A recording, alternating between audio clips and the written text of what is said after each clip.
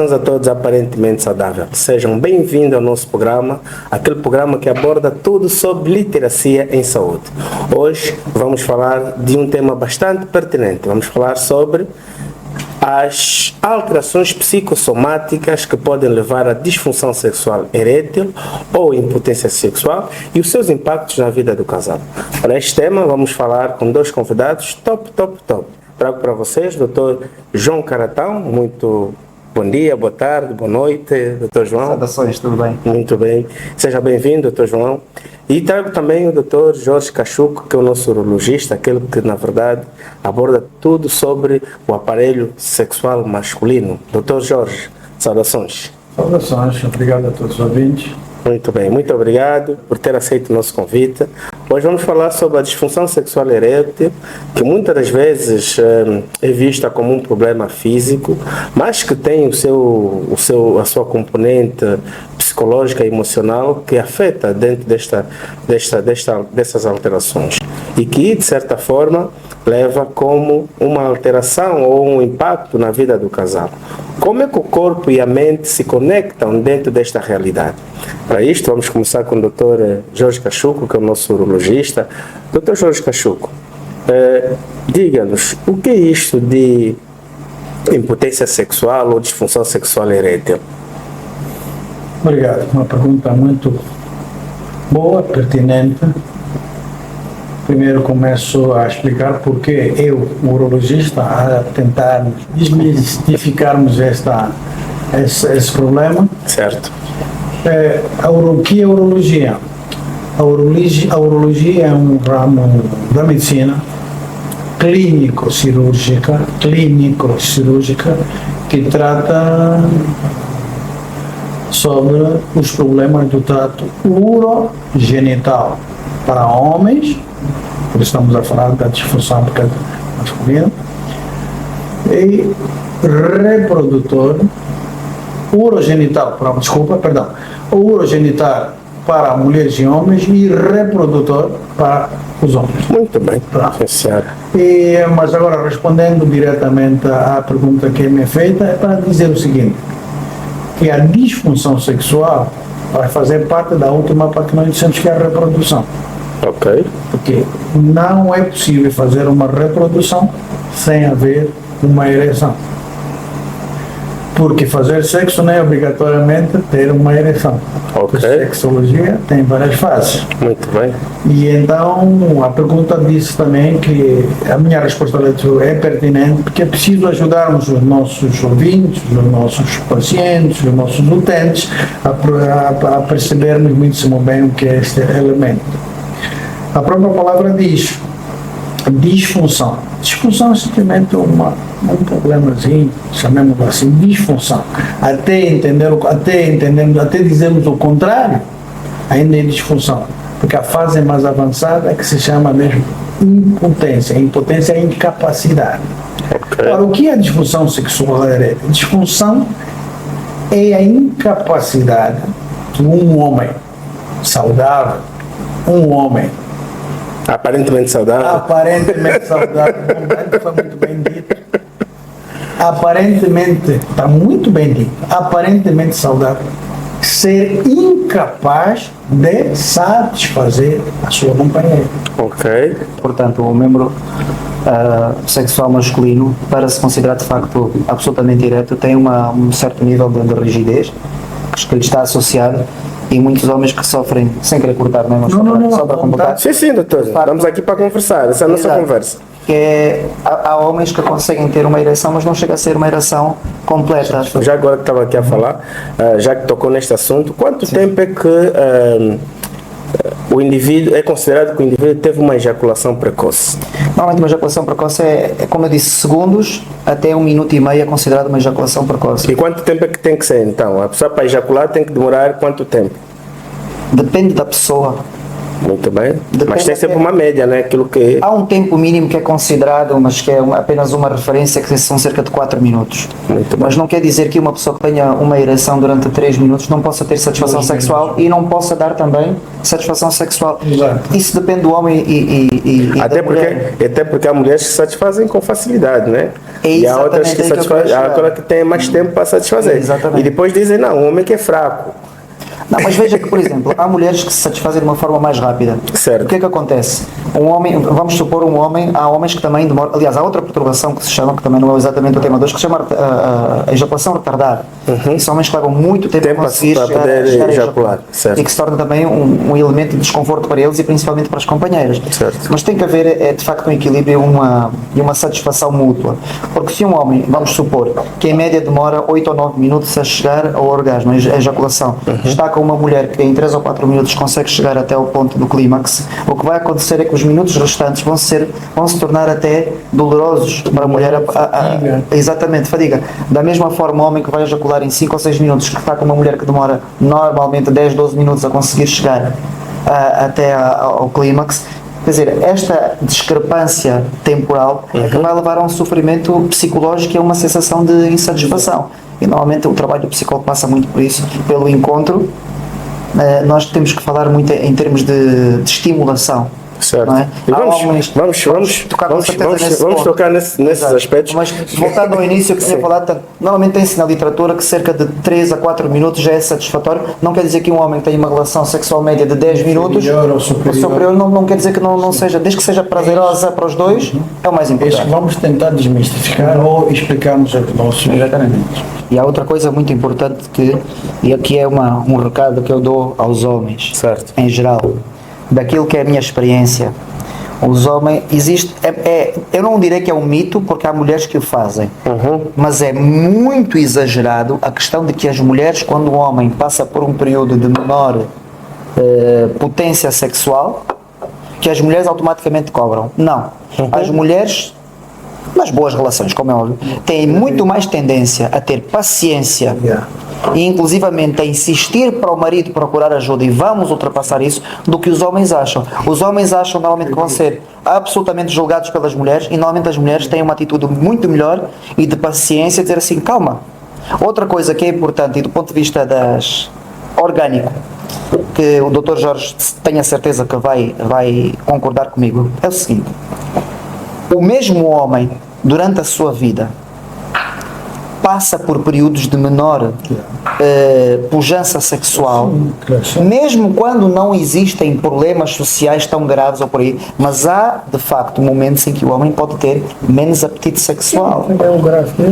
E a mulher exatamente a mesma. E nós, por exemplo, as mulheres têm visivelmente, a mulher quando está no período fértil, normalmente está mais disponível do ponto de vista sexual. Depois do período Isso é fisiológico. Isto é fisiológico, a mulher fica com outra disponibilidade, fica com outra sensibilidade. Por causa das hormonas, sexual, não é? Hormonalmente, exatamente. E portanto, na mulher é muito mais fácil verificar isto. Certo.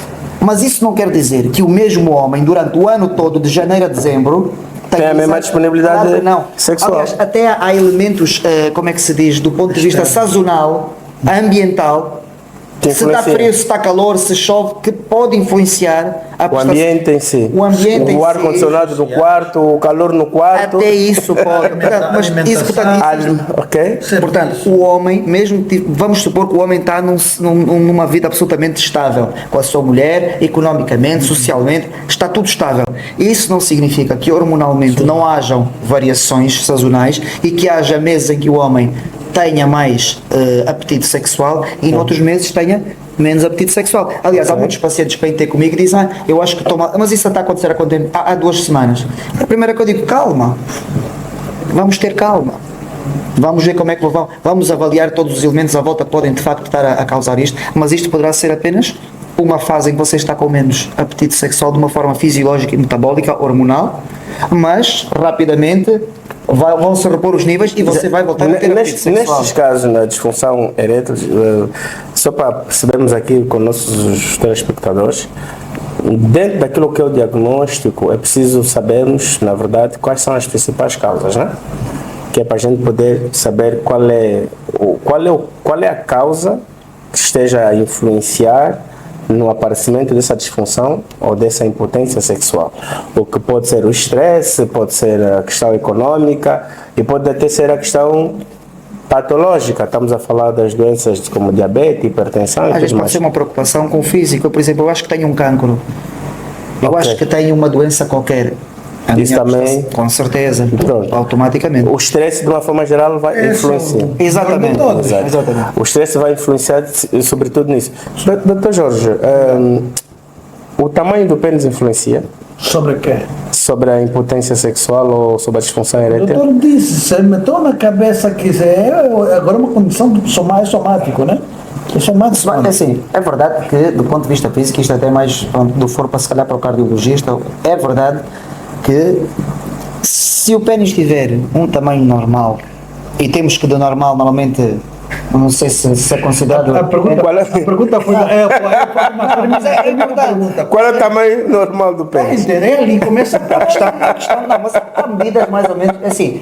Um pênis. Há quem diz que é de anormalmente- 12 a 15, não é? Não, de 12 a 17, se não estou em erro. É mesmo ali. 12 a 17. 12 a 17? 12 a 17 É o considerado normal. Agora, existem homens. De 9. Novos conceitos de 9. 9. Mas tudo isto também tem uma pergunta por Não, quê? calma, vamos Tem que haver esclarecer. essa Calma. resposta. Vamos esclarecer nossos Mas a telespectadores. pergunta era se o tamanho do pênis influencia. Influencia. Pode influenciar sim, porque um pênis que tenha uma dimensão muito grande, vamos falar, por exemplo, de homens que têm pênis de 25 centímetros ou mais. Estamos a falar na carga- posição erétil. Claro, claro. Na posição erétil. Ereta, sim. Portanto, Na posição ereta do claro, pênis, claro. ok? É Tem claro. que ter 9 a 12, como dizia, ou 15. Vamos falar da norma. A norma qual é? Qual é? Essa que eu estava a dizer, do 12 a 17, não é que eu conheço. Até já baixou até Para 9. 9. Então, quer dizer que o indivíduo. nos entender. Lá em casa, calma, doutor Jorge, calma. O indivíduo, dito por doutor Jorge, doutor Caratá, da literatura, Sim. diz que o indivíduo que tem na posição erétil, quer dizer, quando está 9. erétil, desculpa aqui o A pleonário, parte de cima. a partir a parte de cima, Superior. pronto, Superior. a parte superior do pênis, tem que ter uma, Você tem 9 para cima. tem que ter 9 a 17 centímetros. Significa dizer que este pênis é normal. Está dentro daquilo que é tamanho normal. Ok? E o Dr. Caratão está a explicar agora que o tamanho do pênis pode influenciar naquilo que é disfunção erétil ou impotência sexual. Sim. Vamos ter com o Dr. Caratão. Dr. Caratão, faz favor. É muito simples, portanto, um pênis que tenha grandes dimensões, vamos pensar, por exemplo, alguém que tem um pênis de 25 centímetros, por exemplo, que é um pênis já de grandes dimensões, vai exigir uma capacidade cardíaca muito superior do que alguém que tenha um pênis de 15 centímetros. Ok. Então, Quer dizer que um pênis maior precisa de mais sangue. exatamente. Um pênis menor precisa de menos sangue. E pressão continuada. Então é preciso que um pênis maior tenha maior bombeamento do coração. Correto. O que significa dizer que o coração tem que bombear mais sangue para os corpos cavernosos para ele manter-se erétil. Exatamente. Pode continuar, doutor? Então, daí que isso não quer dizer que todos os homens que tenham pênis de grandes dimensões vão ter problemas eréteis, não é isso que estamos a dizer. Certo. Aliás, agora que um homem que tenha um pênis de maiores dimensões exige estar numa condição física boa para manter uma ereção, com certeza. E que este homem, com o tempo e quando com a idade a sua capacidade física geral vai baixando, a sua capacidade de ter uma ereção completa também pode ficar prejudicada. Então quer dizer, doutor Caratão, que a disfunção sexual tem muita influência também aquilo que é a maturidade sexual feminina. Com certeza, portanto, tem influência direta, como é óbvio, naquilo que diz respeito à maturidade, à disfunção sexual feminina, Certo. mas também a maturidade sexual feminina vai ter influência sobre a disfunção sexual masculina. Ok?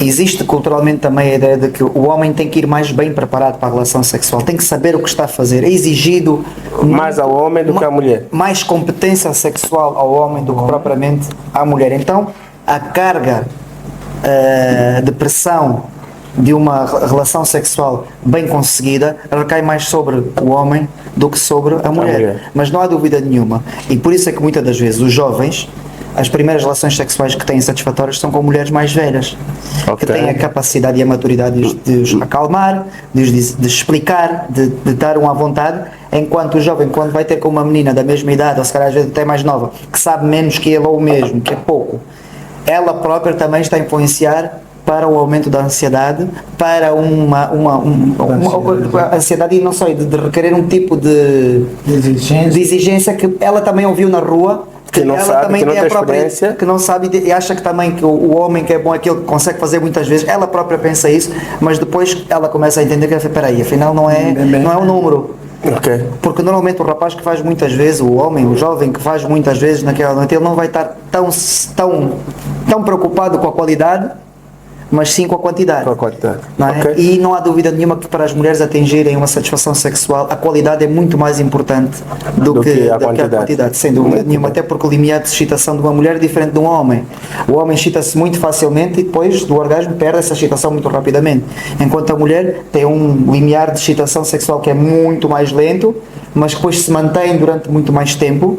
E daí os orgasmos múltiplos que as mulheres conseguem e tal, e mesmo o momento da mulher perder a excitação sexual é mais lento, é muito lento, ou seja, a mulher depois de atingir o orgasmo, ela ainda vai ficar excitada durante algum tempo, enquanto o homem, normalmente, logo após o orgasmo, a ejaculação, certo. ele em poucos segundos já se desinteressou do sexo, portanto são componentes comportamentais muito diferentes do homem e da mulher. Deixa-me só aqui fazer aqui um resumo, que eu fui aqui fazendo aqui as minhas anotações. Então, estamos a dizer que na questão dos problemas sexuais, temos fundamentalmente 4 grupos de problemas, podemos assim dizer, que estamos a falar propriamente daquilo que é a disfunção erétil, estamos a falar daquilo que é a ejaculação precoce, a falta de líbido e estamos a falar também das dificuldades para ejacular. Temos a ejaculação retardada também, exatamente. Que é as dificuldades em termos de ejacular. Muito bem. É uma ejaculação precoce, porque também existe a outra que é retardada. Ok. Que nós falamos pouco, mas também Muito existe. bem. E Dr. Jorge, em termos de estatística, como é que estamos? Mais uma vez, antes quero dar um contributo. É muito importante. Para mim também está sendo uma oportunidade explicar aos nossos telespectadores, porque são perguntas que nós sabemos que existem no ar e nós desprezamos. Lembre-se que o Dr. Caratão disse assim, é muito importante isso que o Dr. Caratão acabou de dizer, que quando nós falávamos da ejaculação precoce, que às vezes não é ejaculação precoce, tem a ver com a exigência da companheira. Certo. Mas essa exigência é porque ouviu dizer. Há uma inexperiência. É uma experiência dos dois. Eu repito mais uma vez, é isso que nos reuniu aqui agora, que é a tal literacia. Okay. Passar a informação como deve ser.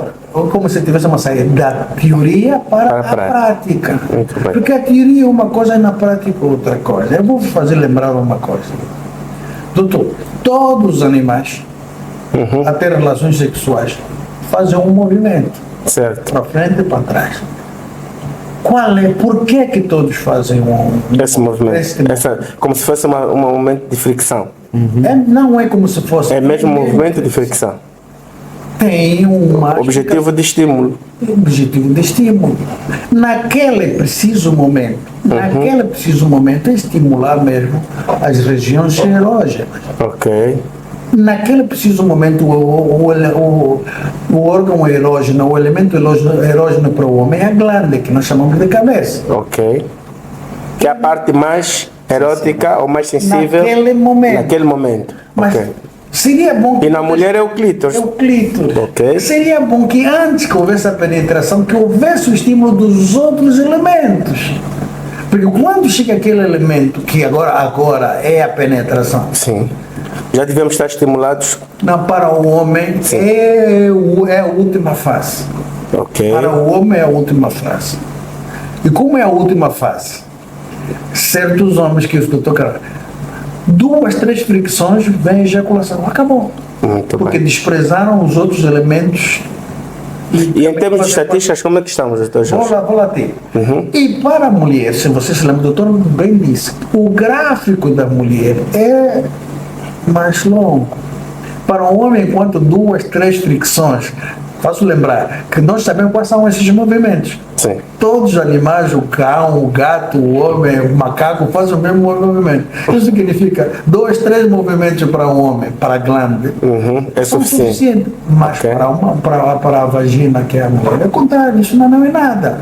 Logo, o gráfico dele vai precisar para flexionar aqueles elementos 5, 10, 15 minutos. No máximo. Não pode, é individual outra vez, doutor. Ok. Cuidado. Não, mas em média varia ali. média. A Em ca- excitação da mulher é mais lenta. É mais lenta. E daí nós devemos sempre que temos também problemas de casais e tudo isso, e nós temos pacientes comuns, é que a importância de facto de existir uma estimulação prévia à penetração por parte do homem na mulher, Preliminar. que é para que a mulher, quando inicia a penetração, já esteja num nível de excitação parecido ao do homem. O que não acontece é que o homem já está aqui e a mulher ainda está aqui. Então, quando o homem começou a penetrar, ela está a começar a subir o seu nível de estimulação E o homem ao final já está quase a ejacular. Então existe um desencontro. E esse desencontro podemos também dizer que possa existir uma impotência ou uma dificuldade. Por isso que o termo mudou. Antigamente chamava-se impotência e hoje mudou o termo, é Ok. disfunção. Ok. Porque a disfunção pode ser por Muita culpa coisa. nossa. Tem várias causas. Ok. Tem várias causas. Uma é por nossa causa, que uma delas estamos a debater, às vezes é falta de conhecimento. Ok. Só quero falar até aqui. Ok. E a outra causa tem a ver com problemas de doença. Estamos a falar da diabetes mellitus, a hipertensão, por isso os problemas que cardíacos. tem ali Os problemas cardíacos têm sido um dos grandes males, não é? Exato. Por isso nós temos causas físicas e causas emocionais ou psíquicas, exatamente. Para nós, O álcool e o tabaco influenciam, doutor? sim, esses fazem parte da causa física. Ok. Você próprio que influenciou a parte física. Muito bem. Sim, senhora. E a condição física? A condição física. Se for uma pessoa sedentária, que estou com uma capacidade física baixa, Tá, aquela ideia que se tem que o indivíduo gordinho tem menos capacidade sexual, é verdade? porque o indivíduo que é gordinho não significa que esteja fisicamente inapto. Ok. Ok, agora, se for um gordinho e está fisicamente inapto, é óbvio que ele vai se cansar, a sua capacidade cardíaca é menor, a sua capacidade física é normal, o ato sexual também envolve a sua prestação física, em termos de exercício físico, não é? Mas uma coisa é, eu até posso ser magro, mas estar com uma capacidade física baixíssima, em que me canso depressa, não tenho resistência, Então, não tenho o facto de explosão. ser gordo ou magro não é sinônimo de que tenha capacidade sexual boa. Nem eficácia, nem ineficácia. Ok. Tudo depende da condição física que o indivíduo Tem tem. muito mais a ver com a condição física do que do que propriamente com a massa corporal. Apesar de que quem é obeso já é uma tendência. Já carrega provavelmente outras complicações, que pode ter a tal diabetes, pode ter hipertensão, pode ter excesso de gordura. Aliás, uma pessoa mais gordinha, como é óbvio, só o movimentar-se e fazer qualquer tipo de movimento físico desgasta mais energia do que uma pessoa que é Exato. mais leve. E o ato sexual não é diferente por causa disso. Não é? diferente. Com certeza. Doutor, lembre-se, por exemplo, que mesmo o termo condição física ou mental, esses são termos nossos de medicina. Certo. Porque quando nós destrinçarmos quais são os elementos de causas físicas, não tem nada a ver com a condição física de peso. De peso. Tem a ver com o físico como organismo. Certo. Estamos a falar desse metabolismo, que são as reações Capacidade internas. cardíaca, capacidade respiratória, São reações nível de internas massa que- muscular, tudo isso é que é importante. São reações internas que acontecem dentro do organismo físico. Assim como temos aqueles jogadores que gostam de futebol e de desporto, que são gordinhos, mas jogam bué. Eu diria o Assim como contrário. também tem muitos magrinhos que não são correm nada. Muita gente pensava só porque ele é bom, tem bom físico, é bom, não sei o que, tem boa performance sexual. Às vezes é o contrário. Sim, não, ele é musculoso, é big. Não. Então, esse aqui, na verdade, às vezes não tem condição da física boa. interpretação, por cada E doutor Carotão, qual é o Não, mas papel? havia uma pergunta, Sim. eu disse que ela queria dar um contributo. Qual era a pergunta? Já. Era a estatística, penso. Sim. Qual é a estatística que nós temos? Vamos falar daquilo que é a experiência que o Dr. Jorge tem dentro da sua unidade sanitária em termos de disfunção sexual. É mais frequente em jovens, em adultos, em idosos? E por quê? E por que na verdade isso acontece, Dr. Jorge? Falo e respondo isso mesmo com propriedade. Certo. Que chamou uma atenção. Eu estou cá há 14 anos a trabalhar sobre isso. Logo chamou uma atenção que, se não é o primeiro caso, o segundo caso na nossa estatística, nas nossas reuniões clínicas, nossos conselhos clínicos, a disfunção sexual ocupa, se não o primeiro, é o segundo. Tá bem, se não é o segundo, é o terceiro caso. Mas eu também acho que há um fator muito importante que é difícil de medir, que é, hoje em dia, felizmente, as pessoas também procuram mais os cuidados de saúde e há mais cuidados de saúde. Eu vou arriscar que, se calhar, há 40 anos, quase com toda a certeza, não existe. Há 40 não é preciso muito, se calhar. Há 30 anos, eu vou arriscar 30 anos e peço. Desculpa se estou a tomar. Não existia um urologista. Não existia. Não havia psicólogo clínico de certeza absoluta. Não existia urologista. Então, podia falar sobre isso. E estas coisas eram tratadas de uma forma mais leviana, às vezes pelo médico de família que não era especializado naquela área, que dava se calhar uns aportes só para tentar minorar, mas a situação nem sequer entrava na estatística como tal. Hoje em dia existem especialidades, seja a psicologia clínica em certa parte e depois a urologia também noutra parte, que estudam de uma forma mais afincada, que entra na estatística e que as pessoas também estão mais informadas e procuram mais os profissionais. E também somos mais, nós ficamos com uma população mais ou menos inerte de 10 milhões durante anos e hoje em dia somos 40 milhões, entre 30 e 40, ou seja, também... doutor, eu sou o primeiro urologista angolano a chegar cá em Benguela, estou aqui há 13 anos. Não é, pouco tempo. É pouco tempo.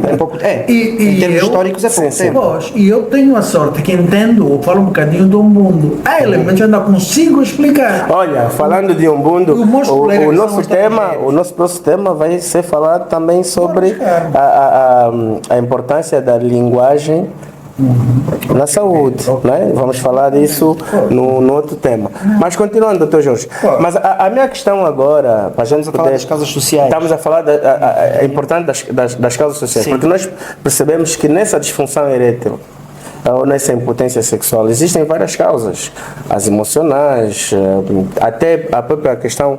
Na questão social, estamos a falar também das questões econômicas, porque a questão financeira também influencia muito. O paradigma social. Doutor Caratão, diga-nos. É verdade que nós agora vou-te roubar, mas nesta parte. Não, essa parte eu sei que vai responder, não é uma parte social. Ele que vai responder. Certo. Era isto. Sabe qual é? Não falei. Sabe qual é? É a educação religiosa. Tá bem. Também. Importante. Exato, que faz parte do aspecto. Fomos educados pela igreja. Certo. Sobretudo, o doutor insistiu, a parte feminina, ela foi educada aqui só depois do casamento. Você entende? Isso influencia. Como não? Sim. Tá bem. Doutor Caratão. Sim. Relativamente, voltando, portanto, essa é uma parte importante, aliás, e acha que isso é mau, doutor Jorge, agora? É mau dizer que tem que... Mal, mas o doutor disse que ela entra no campo com medo. Ok. Quando a educação é rígida demais. É rígida demais. Aqui estamos a falar a educação familiar, não é? Familiar. E a própria educação religiosa.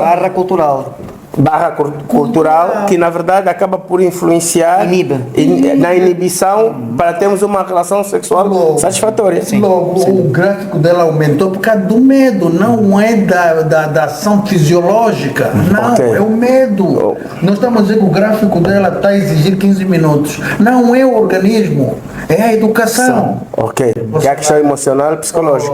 Doutor Caratão, a questão social. A questão social, eu queria falar de 2 pontos. Um desses, o Dr. Bocassa já disse bem, o paradigma económico social que nós vivemos é difícil. Há muitos jovens desempregados, há muitos jovens que não vêm, que estão a estudar, mas estão a fazer o curso pensando já que vão estar no desemprego mesmo de terminar o curso, e de facto esta ansiedade que vem acompanhando a nossa sociedade relativamente ao futuro também tem um peso enorme sobre a nossa disponibilidade sexual, sobre a nossa prestação sexual, e que pode levar também a casos ou de ejaculação precoce, porque a ansiedade no homem funciona muito assim. A ansiedade tanto pode dar ejaculação precoce como disfunção erétil. Não é? Outro fator importante que já se começa a ver em Angola, mas há mais estudos, porque são coisas que já estão a acontecer, principalmente em países mais desenvolvidos do que o nosso, nomeadamente da Europa do Norte, América do Norte, que é a questão dos hábitos sociais dos jovens. E o que se tem verificado é que os jovens hoje em dia fazem muito menos sexo do que a geração anterior e ainda menos do que a outra E por quê? geração. Estamos a dizer que de certa forma, o casal é sempre afetado Antes de haver casal. Antes mesmo de haver casal. Antigamente, mas vamos falar também do casal. Sim, sim. De forma individual, Sim. não é? O telemóvel, sim. as redes sociais estão a afastar as pessoas. A intimidade, Há pouco contato. há pouco contato social, há pouca intimidade, há pouco toque, Ok. há pouca convívio. Como antigamente. Há muito menos estimulação sexual. E isso, doutora, aqui vem aqui umas ideias aqui meio loucas. Estamos a tentar dizer que esta falta de socialização faz com que exista também pouca Interação sexual. E será que essa falta de interação sexual deve-se também pelo facto das pessoas agora também estar a procurar mais os brinquedinhos? Tudo. E é mais um fator, a aquisição dos brinquedos. Porquê? Porque as pessoas cada vez estão mais egocêntricas. Certo. Cada vez querem menos arriscar o contacto social. Eu estou ali, dou aula. O medo de sofrer? Não é só o medo de sofrer, o medo de falhar também. O medo de falhar? O medo de falhar, o medo de ser socialmente inapto. E depois isto é uma bola de neve, porque se eu tenho medo de ser socialmente inapto, eu interajo pouco. Quanto menos eu interajo, mais socialmente inapto eu sou. Quanto mais inapto eu sou, menos eu interajo. E então eu começo a interagir cada vez mais em termos de digitais, em que crio uma persona na internet, portanto vou criar um personagem que é o personagem que fala no WhatsApp ou no Facebook ou no Instagram, mas que de facto não é o real, e depois quando eu tenho que confrontar na realidade com alguém, eu não tenho competências sociais. Eu não sei o que é conversar. Parece uma música de alguém que dizia que é mais amigo de alguém que vive em França do que o vizinho da porta ao lado. Há pessoas neste momento que são mais amigos do ChatGPT do que qualquer pessoa. Preferem interagir e conversar com o ChatGPT todos os dias. Certo. Não é? Criam prompts para o ChatGPT ter um determinado perfil e dar respostas de acordo com aquilo que são as preferências. Certo. Ou seja, mais uma vez o egocentrismo. E o egocentrismo social é um dos grandes males da nossa sociedade, porque eu, a partir do momento em que eu estou a interagir com alguém que é um ser digital, que não é uma pessoa, em que eu disse assim, olha, eu quero que tu sejas uma mulher de 32 anos, que é sensível, que gosta deste tipo de música, que gosta daquilo, e agora vamos interagir, eu começo a conversar, quer dizer, eu estou a criar um ser completamente virado para aquilo que eu quero. Mas que não sou. Não, diretamente, ela vai conversar comigo com o perfil que eu criei, que é para ela estar ao encontro das minhas necessidades. Qual é a adaptação que eu tenho que fazer? Zero. Qual é a cedência que eu tenho que fazer? Zero. Ou seja, ela foi criada para mim. Agora o que é que isto vai resultar quando eu tiver que interagir com outro ser humano que não foi criado para mim? É alguém a quem eu tenho que me adaptar, que eu tenho que ser tolerante, a que eu tenho que ceder, não há paciência. E a relação é cortada imediatamente. E depois adquirem-se os brinquedos sexuais. Porque esses aí também não discutem, só tem que pôr pilhas. Mais nada. Só tem que ter bateria. E resolve o problema. Não completamente. Porque é preciso a questão emocional. Com o tempo, com certeza. É preciso a questão emocional. E depois isso é substituído com as pessoas, mas ninguém. As mulheres que ficam muito tempo com brinquedos sexuais sem ter interações sexuais têm uma baixa hormonal tal que começam a não ovular. Têm problemas de fertilização. Os homens que ficam muito tempo têm abaixamento da testosterona, que leva ao abaixamento da produção de espermatozoides. Ou foi feito um estudo muito interessante com colheitas que foram feitas a seguir à guerra do Vietnã e comparadas com os jovens hoje em dia dos Estados Unidos na tropa, portanto isto com soldados. Os jovens hoje em dia dos Estados Unidos têm menos 30% de testosterona e têm a quantidade de espermatozoides que eles têm em cada ejaculação é muito mais baixa do que aqueles dos anos 60. A masturbação masculina, ou podemos assim dizer lá em casa, o bater punheta, como se diz. Sim. Vamos para um pi, depois foi editado. Na verdade, o homem também pode medir se tem uma impotência, porque há homens que no contacto físico com a parceira, pode não conseguir ter uma ereção satisfatória, mas ele sozinho consegue autoestimular. Sim, doutor Jorge. Respondo isso muito simples. Insisto outra vez, muito obrigado por ter convidado. É tal conhecimento versus literacia. Certo. É o seguinte, a masturbação é o que o doutor está. És tu. Você que sabe se dá mais carga ou dá menos carga. Ok. Até atingir aquilo que tu queres. Mas lidar com outra pessoa, que é a socialização, requer outros elementos. Adaptação, o reconhecimento das necessidades do outro, sair do egocentrismo. Até a própria penetração passa por essas palavras que o doutor está a dizer. Significa adaptação, reconhecimento. Estás entendendo? Muito bem. Agora eu vou aqui para um tema. Mas queria dar mais um pequeno. Mas a masturbação ainda o doutor de certeza que utiliza esta estratégia às vezes, que quando nós temos um jovem que diz, eu quando estou com uma mulher ou tal, não consigo. Mas às vezes nós falamos, e às vezes masturba-se, sim, consegue uma ereção, sim, então você não tem nenhum problema físico. Sim, e isto é um dado muito vamos chegar ali, vamos ver como é que a gente consegue fazer o diagnóstico nesse tipo de patologia. Mas eu gostaria de perguntar ao Dr. Caratão, como é que o casal é afetado emocionalmente e socialmente sobre esse grande mal que estamos aqui a tratar? Da disfunção erétil. Da disfunção erétil. Bem, de facto, há várias coisas que podem fazer com que um casal que anteriormente tinha uma vida sexual saudável comece a viver um problema, porque o problema da disfunção erétil de um homem, quando tem uma parceira, seja mulher, seja uma namorada permanente, não é um problema dele, passa a ser um problema do casal, sem dúvida nenhuma. E nós até é possível medir o grau de relação e de intimidade e de cumplicidade de um casal quando eu tenho um homem que vai à consulta por disfunção erétil e a mulher está ao lado. Eu digo, isto é um casal bom, um casal forte, porque a mulher está aqui ao lado e quer a intimidade e ela de facto quer fazer parte da solução. Ok. O contrário também é verdade. A sua mulher não quis vir, não, ela disse-me para vir para resolver o meu problema. Quando eu tenho um paciente a dizer assim, eu disse para vir para resolver o meu problema, ela é egoísta, é egocêntrica, ela quer ser satisfeita, mas não quer fazer parte da solução.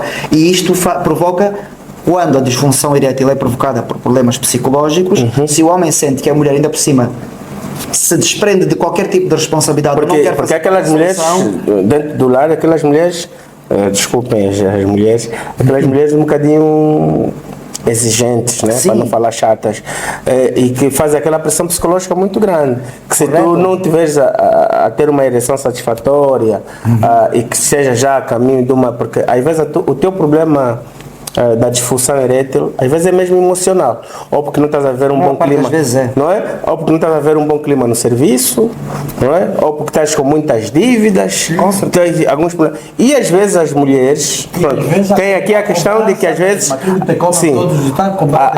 exato, tu psicologicamente não estás bem. Por isso é que eu digo, são egoístas, e tornam-se mais um fator que vai potenciar o agravamento da disfunção erétil. Porque você não está a conseguir. Agora, quando a mulher vai à consulta e diz, vamos resolver o nosso problema, então ela já está a ser parte da solução. Ela percebe que aquele problema, independentemente de estar no homem, ela pode contribuir para melhorar. Com certeza. Por exemplo, nas minhas consultas. Doutor, eu vou fazer essa pergunta diretamente ao doutor. Então, como é que é feita essa avaliação clínica na sua consulta de um paciente que vem, e eu vou perguntar também ao doutor Caratão na questão emocional, como é que a gente faz o diagnóstico? Como é que é possível fazer o diagnóstico deste paciente? Depois vamos falar do tratamento, não é? Como é que é feito esse diagnóstico? Como é que nós conseguimos diagnosticar, primeiro, o indivíduo individualmente, podemos assim considerar? Eu sozinho digo assim, não, eu parece que estou a ter uma disfunção erétil, eu estou com uma impotência sexual. Como é que ele vai perceber isso? Primeiro ponto.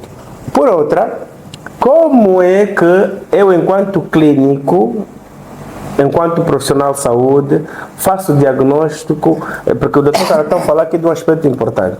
Às vezes eu não tenho uma condição erétil ou tenho alguma disfunção, mas com aquela parceira, mas com a outra parceira, às vezes a minha forma é diferente. E às vezes consigo me masturbar ou me autossatisfazer. Como é que é feito esse diagnóstico, doutor Jorge? Clinicamente, como é que a gente consegue diagnosticar?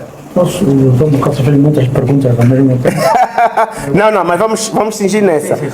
Clinicamente, como é que a gente faz o diagnóstico? Clinicamente, como é que é? Aquilo que nós fizemos, a primeira coisa, como se aborda um paciente normal? Começa logo pela história clínica. Seus antecedentes? Não, como sempre. Como que se chama? Ok. Depois disso, idade, porque nós falamos do fator idade. Idade, muito bem. Porque a idade já começa a nos dizer se temos aqui, onde é que nós vamos, não é? Porque se for uma idade avançada, vamos começar a pensar na hipertensão, diabetes. Mas se for uma pessoa jovem, já vamos começar a pensar nos hábitos tóxicos, no estilo de alimentação e tudo mais. É isso, doutor Jorge? Assim mesmo. E qual é o problema? Certo. E ali no problema começa a se destrinçar muitas situações. Qual é o problema? Olha, sim, tens quantos anos? Imaginemos. Tenho 25 anos. 25 anos, sim. Ok, qual é o problema? Não estou com problema de disfunção sexual. Ele normalmente mal conhece o termo disfunção. E o que é que ele diz? Estou com impotência sexual. Ok. E você? Então, é mal falar impotência sexual ou temos que falar disfunção sexual? Nós, os clínicos, sabemos que a impotência é a última fase. Ok, é quando já não é possível. A disfunção ainda é quando estamos a ter dificuldades. Não, mesmo a impotência também ainda é possível. Ok. Mas porque é a última fase. É a última fase. Então você vai atrás dessa informação e diz, não, esta aqui não pertence aqui na impotência, mas está aqui na disfunção. Pronto, 25 anos. Está bem, tem quanto? 22 anos. Pronto, 22 anos, porque temos casos com 22 anos. E você começa logo a analisar, é impossível que alguém com 22 anos tenha impotência. Mas é possível. Então você põe um ponto de interrogação, é possível. Mas, aliás, vem aquela pergunta, clinicamente, não. Como é que tu sabes isso que você é impotente? Okay. A sua ideia, a sua pergunta, você tem que atirar assim, mas é ao contrário. Sim. Por que tu dizes que tem impotência? Porque a semana passada me notou. Num único caso, você não pode avaliar que é impotente. Okay. Não, ele foi já desesperado à consulta porque naquele dia falhou. Exatamente. Okay. Mas não, também aconteceu no mês antepassado. Ok. Também não é impossível, cara. Porque é o que o doutor dizia, essas coisas, os encontros ocasionais com ansiedade, encontros ocasionais, ansiedade e fatoriedade, pode acontecer? Sim, pode acontecer. Logo, isso não pode entrar na cadeia de... Doutor Jorge, ocorreu aqui... Mas transferimos isso com as mesmas queixas, certo. Alguém com 28 anos. Okay. Alguém com 28 anos. Quando as mesmas queixas, não, aconteceu uma, não sei, e quando é que você teve outro? É o mês passado, 28 anos. Biologicamente era suposto que ele tinha que ser casado. Ok. Ele começa, o senhor é casado? Não sou casado. Também entra outra vez na mesma lógica. Não, se o senhor não tem mulher em casa, significa que os seus encontros são o quê? Ocasionais. E como os seus encontros são ocasionais, logo fica meio difícil de verificar se é da parceira, se é doença. Ou a ansiedade associada.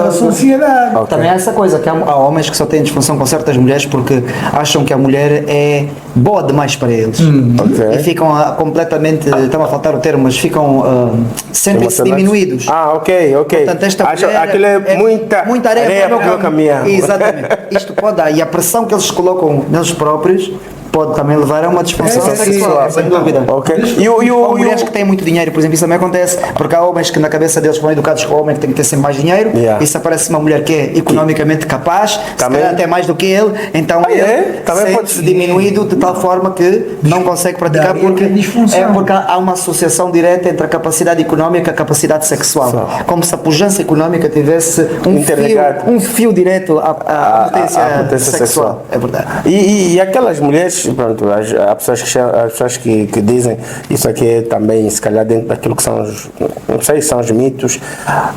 Eu para gostar de alguém, estamos a falar propriamente de poder ter relação sexual, ele tem que cheirar bem, ou se não cheirar bem, isso influencia. Claro, então... Você queria dizer o contrário.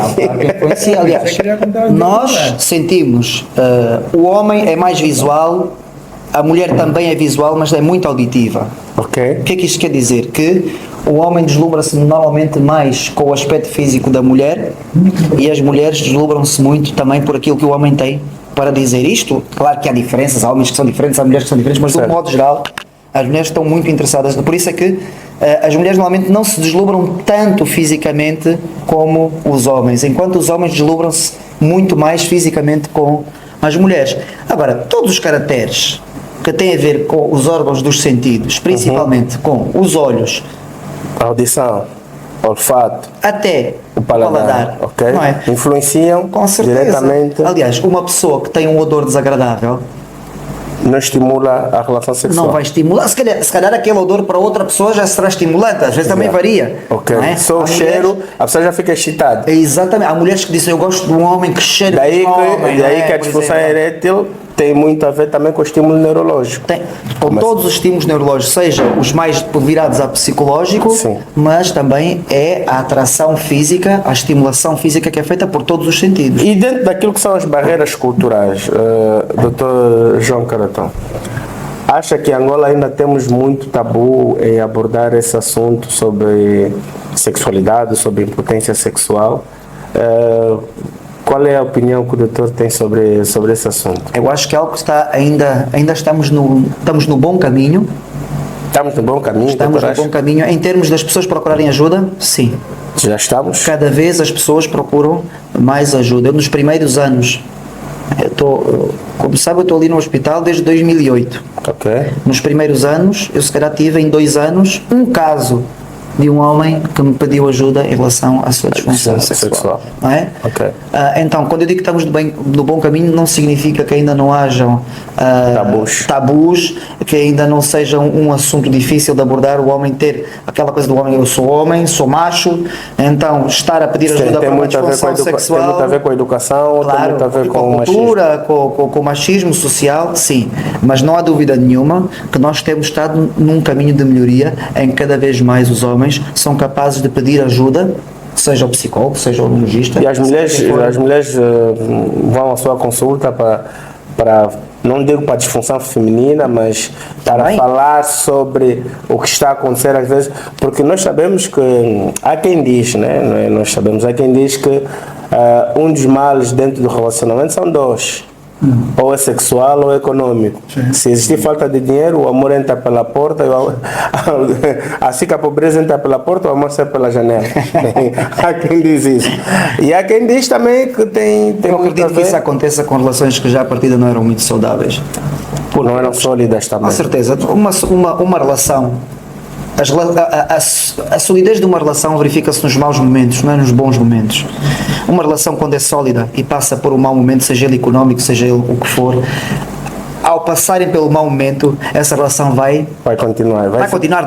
fortalecer-se. A disfunção sexual do homem parte por uma incapacidade direta. Será que o doutor Jotão acha que precisamos de abrir um tema sobre disfunção sexual Com feminina? certeza.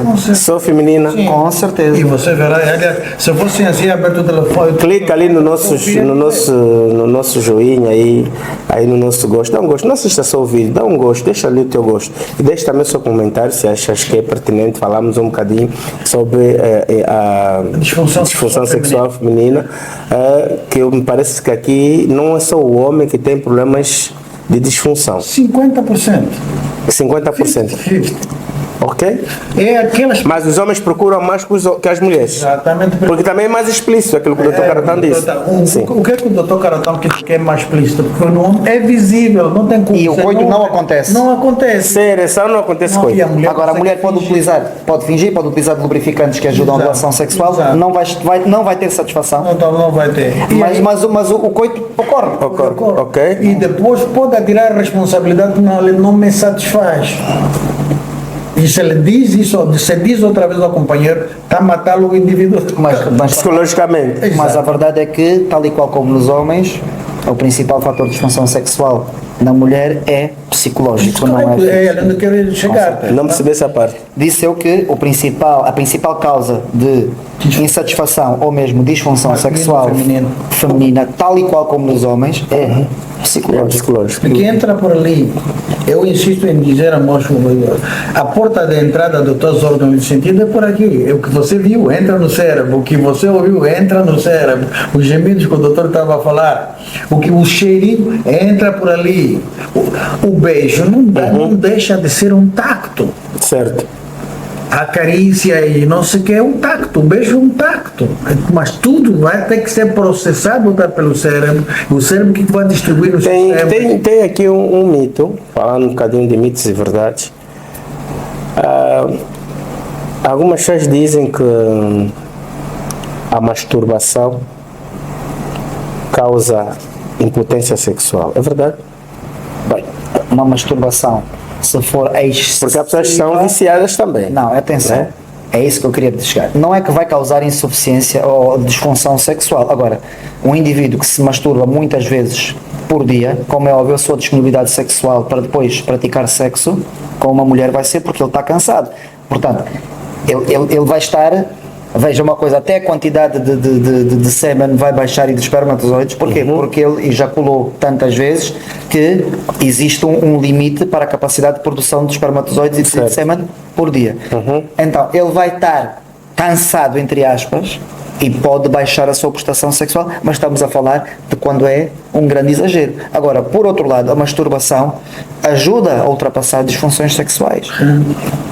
Quando não é em excesso, a masturbação ajuda o indivíduo a conhecer-se melhor, a ter a vontade, a retirar a pressão de estar com uma parceira e pode ser um dos métodos terapêuticos para um indivíduo ultrapassar a disfunção sexual. Doutor Bucassa, ninguém te limita. Quando alguém diz usa o termo, você precisa conhecer-se, é masturbação. Sim, sem dúvida. Em duas palavras, a masturbação tem outra palavra. Ele vai aprender a não ejacular precocemente, ele vai aprender a excitar conhecer os caminhos da mesma coisa. Você conhecer as suas zonas erógenas.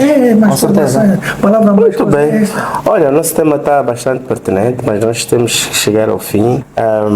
Nós temos o nosso tempo no ar e queria aqui deixar um recadinho importantíssimo. Acompanhe-nos no Facebook, no TikTok, no Instagram e no YouTube. Deixa ali o seu gostinho, os seus comentários, aqueles temas que tu achas que nós deveríamos abordar de forma simples, leves e solta aqui no seu programa Aparentemente Saudável. Não te esqueças que teremos um tema bastante importante no próximo episódio, mas antes de a gente falar do nosso episódio, do nosso tema da próxima semana, gostaria de agradecer ao Dr. João Caratão pela sua disponibilidade. Dr. Jorge, muito obrigado. Como dizem em nossa língua, tua pandula. Muito obrigado. E você, nosso telespectador, não te esqueças que nós estaremos aqui na sua telinha na próxima semana com um tema bastante bom. Vamos abordar de um assunto que eu acho que é importante falarmos, naquilo que tem a ver com a formação em saúde em Angola. Vamos falar entre a ciência, a linguagem e a prática e vamos receber convidados de alto nível. Eu digo-vos, vamos ter o Dr. Samuel Vitorino, que é o reitor da Universidade Jean Piaget.